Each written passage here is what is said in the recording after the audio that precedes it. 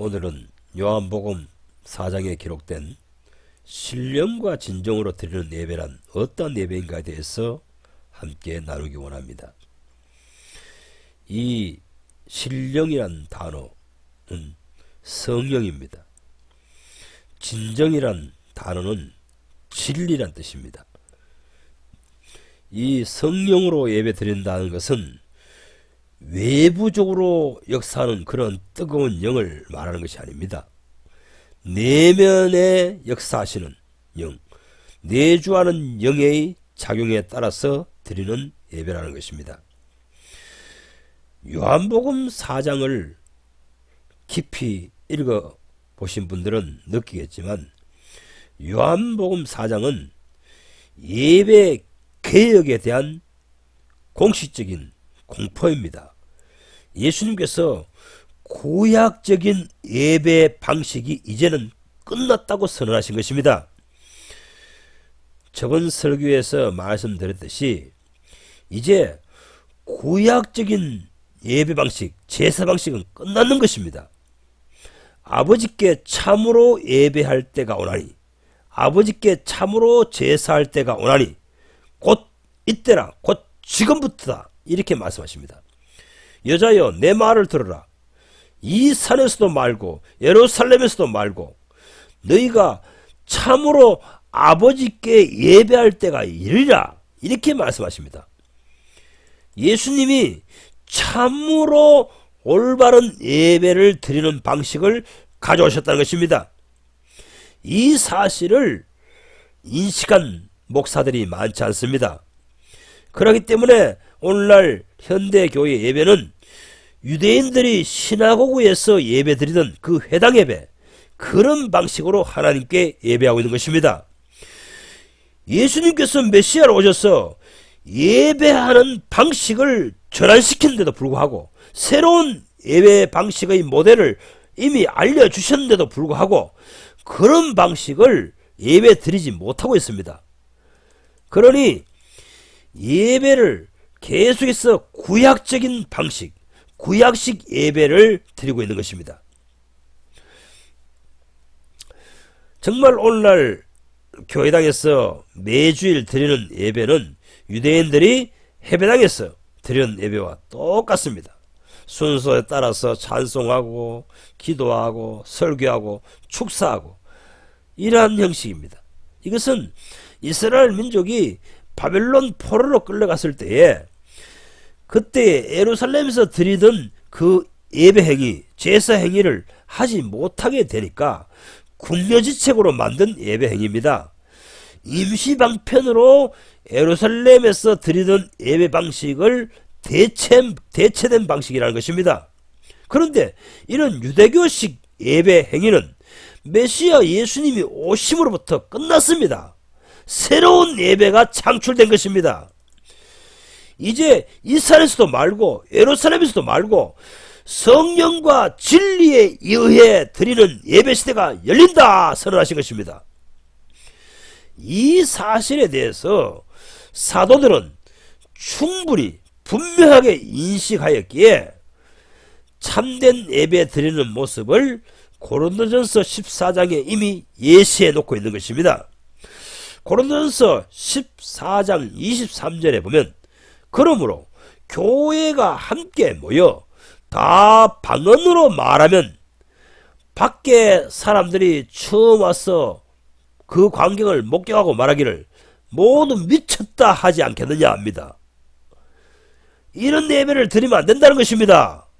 24절 그러나 하지만 다 예언을 하면 그 예언을 하는 모든 사람에게 책망을 듣고 모든 사람들에게 양심과 마음의 책망을 받게 되므로 회개하는 계기가 되지 않겠느냐, 이렇게 합니다. 다 합니다. 모든 사람, 올이라는 것입니다.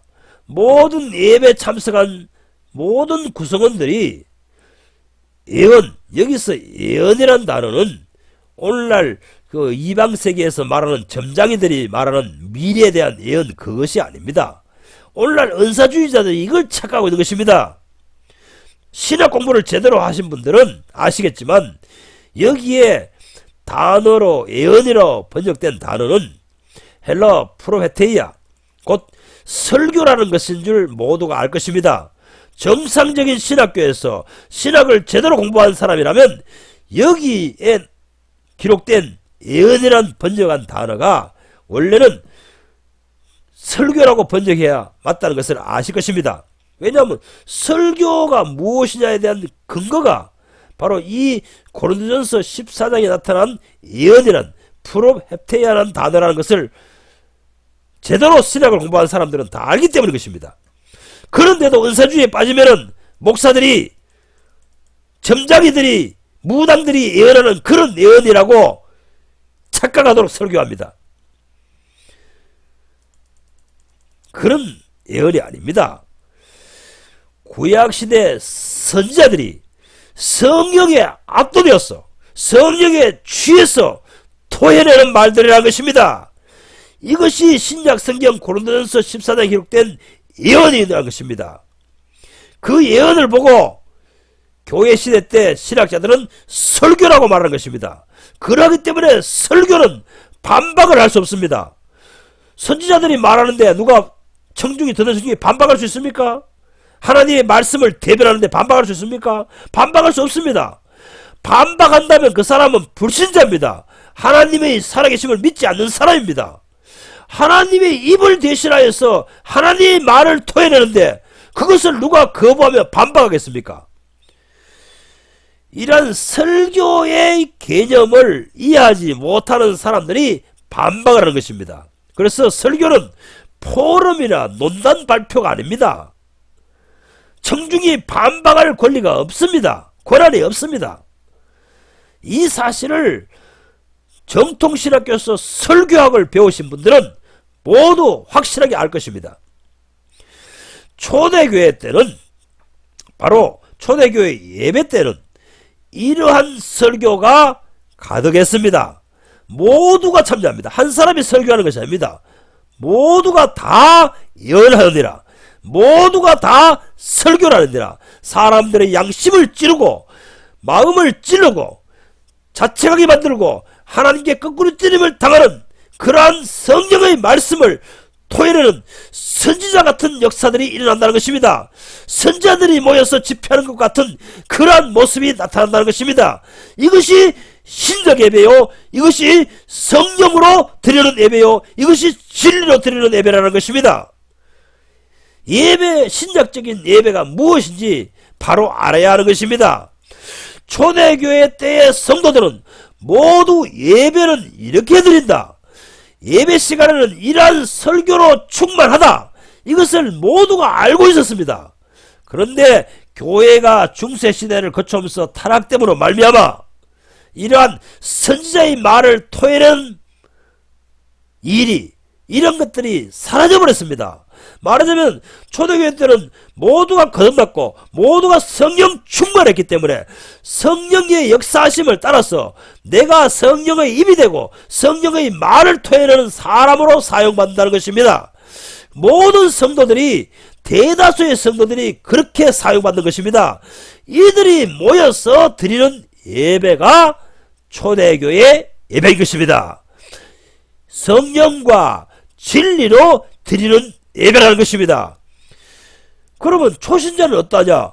고린도전서 오늘 본문 14장 31절을 보세요. 너희는 모두 다 듣는 모든 사람을 배움에 얻게 하고 또 예배에 참석한 모든 사람이 권면을 얻게 되도록 한마디씩 정도는 설교할 수 있느니라 합니다. 영적인 분량, 믿음의 분량이 커진 사람은 좀 긴 시간을 선지자처럼 선지자의 말을 토해냅니다. 초신자, 어린 신자, 아직도 성령과 동행하는 삶이 숙련되지 아니한 사람은 주간에 터득한 말씀이 적기에 한마디 한마디 아주 작은 시간에 선지자의 말을 토해낼 수 있다는 것입니다. 그러니까 초대교회의 예배 시간은 선지자들이 모여서 하나님께 경배드리고 찬양드리고 감사드리는 시간이라고 생각하면 됩니다. 이제 대충 감이 잡힙니까? 초대교회가 어떻게 예배 드리는지 감이 잡힙니까? 이러한 예배를 드리려면 선행 조건은 반드시 거듭나야 됩니다. 그리고 거듭난 사람이 예배를 주도적으로 이끌어 가야 됩니다. 혼자가 아닙니다. 다수가 이끌어 갑니다. 그리고 두 번째는 그 사람들이 한 주간 내내 성령에 의해서 성령에 압도되는 생활을 하는 사람이어야 합니다. 이것이 예수님께서 창출하신 신약의 성령과 진리로 드리는 예배인 것입니다. 구약시대 예배와의 차이점이 이것입니다. 성령이 주도하시는 예배입니다. 자, 그러면 여기서 요한복음 4장에서 기록된 성령이란 단어, 이 단어를 예의주시하면서 분석을 해보아야 합니다. 오늘날 목사님들, 신학자들이 이 단어에 대해서 정확하게 해석해 내지 못하고 있습니다. 해석해서 가르치지 못하고 있습니다. 이 성령과 진리로 드리는 예배를 개역 성경은, 우리 옛날 성경은 신령과 진정으로라고 번역했습니다. 그런데 신령과 진정으로 라는 의미는 원래 헬라어 원문 성경을 곡해하고 있습니다. 그런데 이제 영어 성경은 조금 낫습니다. 영어 성경은 진리로, 또한 성령 안에서 예배를 해야 된다, 이렇게 번역을 합니다. 원문 성경은 퓨뉴마티카이 알레테이아라고 이렇게 되어 있습니다. 이것을 직역한다면 성령과 진리로 예배하는 것이 됩니다. 그래서 영어 성경은 대부분 In Spirit and Truth 이렇게 번역합니다. 진리와 성령 안에서 드리는 예배를 예수님께서 시작하셨다. 이러한 예배를 드려야 한다고 주님께서 가르치셨다. 이렇게 좀 똑똑하고 깨어난 목사들은, 신학자들은 그렇게 설명한 것입니다. 그런데 여러분, 영어 번역 성경 킹제임스를 포함하여 모든 영어 성경을 이렇게 분석해 보십시오. 여기에 성령이라는 단어를, 스피릿이라는 단어를 소문자 S를 사용했습니다. 여러분, 헬라 원문 성경에는 성령을, 하나님의 영을 모두 푸뉴마라고 번역되어 있습니다. 근데 푸뉴마라고 기록했는데 그거를 영어로 번역할 때에 영어 번역자는 성령으로 깨어있고 성령으로 영적인 인식을 열린 분이라면 이것을 소문자 스피릿으로 번역해야 되는지 대문자 스피릿으로 번역해야 되는지 그것을 잘 분간해야 됩니다. 그래서 신약 성경 영어 성경과 헬라 원문 성경을 대조해 보면은 원문 성경에는 모두 하나님의 영 성령을 푸뉴마로 번역되어 있지만 그 푸뉴마를 영어로 옮길 때는 대문자로 번역할 것이냐 소문자로 번역할 것이냐 이것을 고민하게 만듭니다. 그러면 왜 어떤 구절은 문맥적으로 보아서 이것은 소문자 스피릿이고 또 어떤 성경 본문에서는 이 푸뉴마를 성령을 소문자 스피릿 또는 대문자 스피릿 이렇게 분별해서 번역해야 될까? 이것의 이유에 대해서, 이런 이유에 대해서 아시는 신학자나 성경 해석자, 목사들이 오늘날 정말 찾아보기 힘듭니다. 저는 거의 만나보지 못했습니다. 예, 그러다 보니 이 신령과 진정으로 예배한다, 성령과 진리로 예배한다는 것을 곡해합니다. 그러다 보니 예배를 지도하고 어떻게 하나님께 예배를 드려야 된다, 어떻게 경배를 드려야 된다, 이것을 지도하는 목사들이 바르게 신약적인 예배를 드리는 방식을 가르쳐주지 못하고 있는 것입니다. 하나님은 영이시니 예배하는 자가 성령과 진리로 예배할지니라. 이 성령이란 단어가 이 요한복음 4장에는 소문자로 되어 있다는 것입니다. 그럼 소문자로 되어 있는 것은 영어 성경을 해독하시는 신학자들은 다 알겠지만은 인간의 영을 가리키는 것입니다. 인간 속에 내주하는 성령을 가리키는 것이라는 것입니다. 성령의 역사는 두 방면을 역사합니다. 신자 밖에서 역사하는 하나님의 성령의 역사가 있고 신자 속에서 역사하시는 하나님의 역사가 있습니다. 구약시대에는 대체적으로 하나님의 성령의 역사할 때 인간 밖에, 신자 밖에서 역사하셨습니다. 그런데 신약의 성령은 내주하는 영, 내주하는 성령으로 오신 것입니다. 신자 속에서 역사하신 것입니다. 이 신자 속에서 역사하시는 내주하는 영을 가리켜서 소문자로 영어로 스페셜로 번역하는 것입니다. 그러면 왜 이 예수님의 영, 하나님의 영, 그것이 내 속에 들어올 때에 소문자로 스피릿이 되느냐, 성령이 되느냐? 그것은 바로 고린도전서 6장 17절에서 보완 설명을 해주고 있습니다. 고린도전서 6장 17절에는 이렇게 말합니다. 주와 합한 자는 한 영이니라 합니다. 원 스피릿입니다. 말하자면 하나님은 영이신데 하나님의 영이 허물과 죄로 죽었던 나의 영을 살리셔서 그 두 영이 결합하면, 결혼하면 한 영이 되어버린다는 것입니다. 그러니까 하나님의 영이 인간 속에 들어와서 인간 속에 있는 영을 소생케 하시사 그 영과 결합하여 결혼을 하여 제3의 영이 탄생된 것입니다. 그것이 바로 연합의 영, 하나된 영, 주님과 결혼한 영이라는 것입니다. 여기 본문 고린도전서 6장 17절에서 주님과 합한 자는 한 영이니라, 이 단어의 전후 문맥을 읽어보세요. 결혼하는 것과 같다 합니다. 결혼한 자는 한 영이니라, 이러한 의미와 같다는 것입니다. 생각해보세요. 결혼한 사람은 차이가 무엇이 있습니까? 내가 어떤 여자와 서로 사랑하는 사이가 되었습니다. 그래서 평상시에 늘 동행합니다. 뭐 같이 가서 밥을 먹을 수도 있고 같이 인생 문제를 의논할 수도 있고 이렇게 합니다.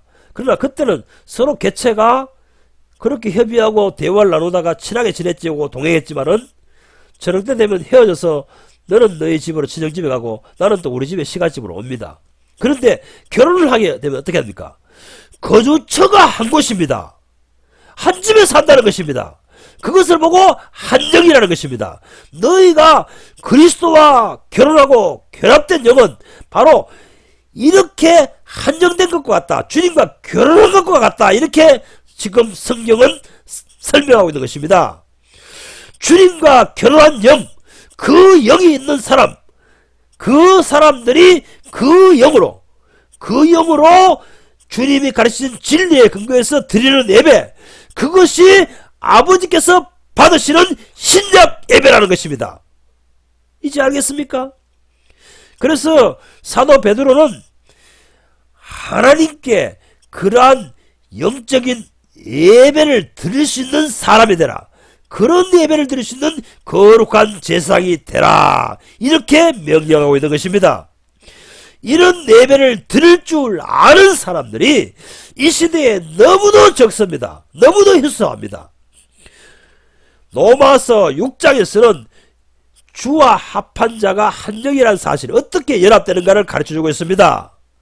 말하자면 옛사람, 구약, 옛것과는 완전히 끝났습니다. 결혼은 무엇입니까? 사람이 자기 부모를 떠나서, 옛 부모를 떠나서 나와서 합하여 한 집에 가는 것이 결혼이 아니냐, 한 몸이 아니냐, 이렇게 성경은 가르치고 있는 것입니다. 바로 우리 옛사람, 아담으로 물려받은 그 옛사람, 그 세계와는 끝내고 죽어버리고 십자가에 못 박혀버리고 영이 살아나가지고 내 영과 예수께서 보내신 그 영과 둘이 결혼해서 사는 한 몸 안에 거주하는 그 영으로 하나님께 드리는 예배, 그 예배가 신약 예배고, 아버지께서는 이렇게 예배하는 자들을 신약 시대에 와서 찾고 계시느니라, 이렇게 말씀하시는 것입니다. 현재 이 시대에 저희 지하교회, 우리 남은 자들의 교회에서는 이러한 예배 드리는 형식을 복원시키고 있는 것입니다. 그래서 어찌하든지 예배에 오는 사람을 거듭나게 해서 옛사람에 대해서 죽어버리고 새로운 영으로 소생케 만들어서 거기에서 예수님께서 그 사람 속에 들어가서 그 사람이 영과 같이 결혼함으로 말미암아, 결합됨으로 말미암아, 연합됨으로 말미암아, 한영이 됨으로 말미암아 그 예수님과 연합된 영으로 진리로 예수님께 가르치신 진리로 드리는 사람들, 그러한 예배를 이 시대에 복원되고 창출하는 것입니다. 그것이 지금 우리 남은 자들의 교회, 이 지하교회를 일으키려는 저의 의도와 목적이 있는 것입니다. 이 예배를 드리는 사람들을 성취해야, 이루어내어야 제가 이 시대에 주님 앞에서 받은 사명을 완수하는 것입니다. 할렐루야.